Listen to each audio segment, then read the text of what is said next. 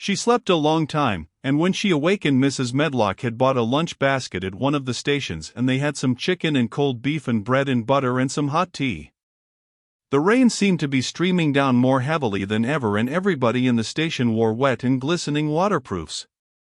The guard lighted the lamps in the carriage, and Mrs. Medlock cheered up very much over her tea and chicken and beef. She ate a great deal and afterward fell asleep herself, and Mary sat and stared at her and watched her fine bonnet slip on one side until she herself fell asleep once more in the corner of the carriage, lulled by the splashing of the rain against the windows. It was quite dark when she awakened again. The train had stopped at a station and Mrs. Medlock was shaking her. "You have had a sleep," she said. "It's time to open your eyes. We're at Thwaite Station and we've got a long drive before us." Mary stood up and tried to keep her eyes open while Mrs. Medlock collected her parcels. The little girl did not offer to help her, because in India native servants always picked up or carried things and it seemed quite proper that other people should wait on one. The station was a small one and nobody but themselves seemed to be getting out of the train. The station master spoke to Mrs. Medlock in a rough, good-natured way, pronouncing his words in a queer broad fashion which Mary found out afterward was Yorkshire. "I see thou's got back," he said. "And thou's brought young un with thee."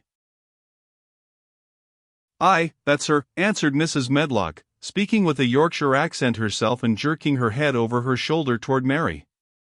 "How's thy missus?" "Well and now. Carriage is waitin' outside for thee." A brougham stood on the road before the little outside platform. Mary saw that it was a smart carriage and that it was a smart footman who helped her in. His long waterproof coat and the waterproof covering of his hat were shining and dripping with rain as everything was, the burly station master included.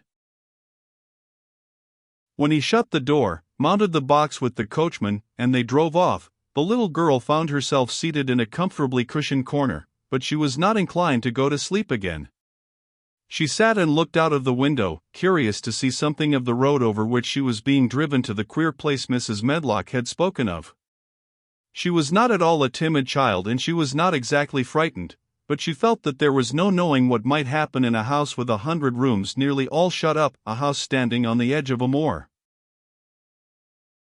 "What is a moor?" she said suddenly to Mrs. Medlock.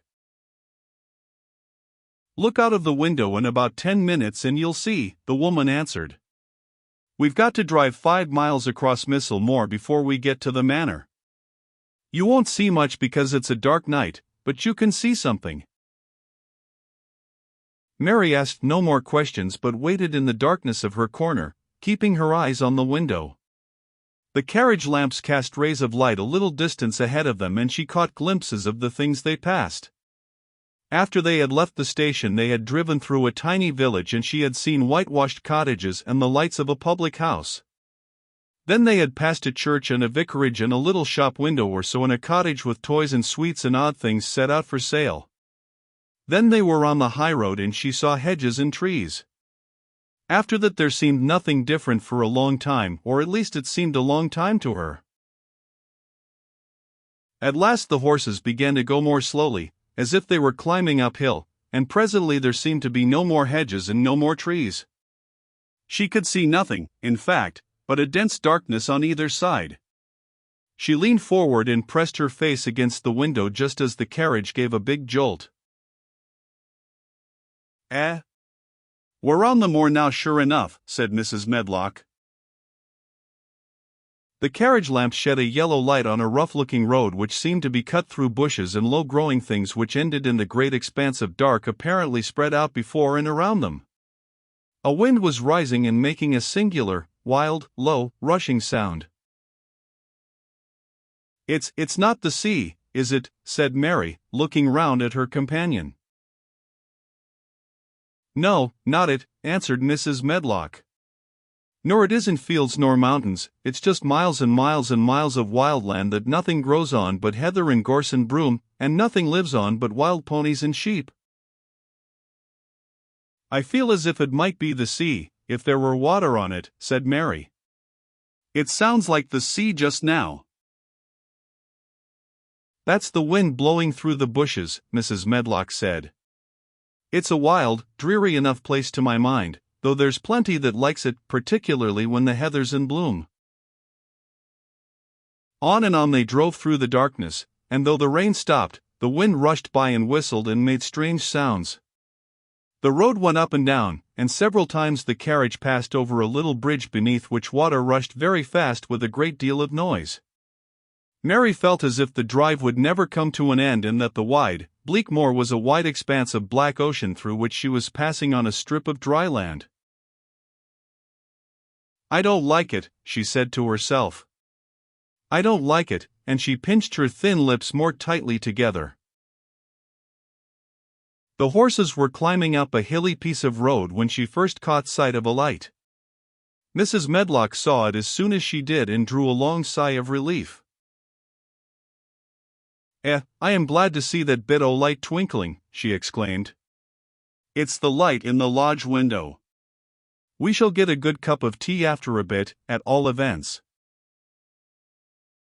It was after a bit, as she said, for when the carriage passed through the park gates there was still 2 miles of avenue to drive through, and the trees, which nearly met overhead, made it seem as if they were driving through a long dark vault. They drove out of the vault into a clear space and stopped before an immensely long but low-built house which seemed to ramble round a stone court. At first Mary thought that there were no lights at all in the windows, but as she got out of the carriage she saw that one room in a corner upstairs showed a dull glow. The entrance door was a huge one made of massive, curiously shaped panels of oak studded with big iron nails and bound with great iron bars. It opened into an enormous hall, which was so dimly lighted that the faces in the portraits on the walls and the figures in the suits of armor made Mary feel that she did not want to look at them.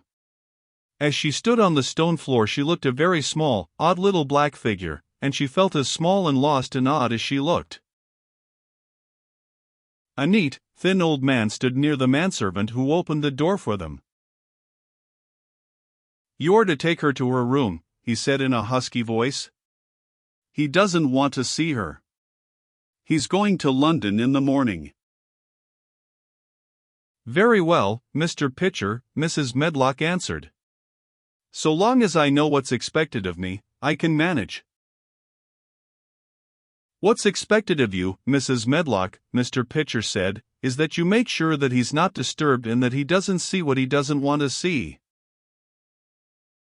And then Mary Lennox was led up a broad staircase and down a long corridor and up a short flight of steps and through another corridor and another, until a door opened in a wall and she found herself in a room with a fire in it and a supper on a table. Mrs. Medlock said unceremoniously, "Well, here you are. This room and the next are where you'll live, and you must keep to them. Don't you forget that." It was in this way Mistress Mary arrived at Misselthwaite Manor, and she had perhaps never felt quite so contrary in all her life.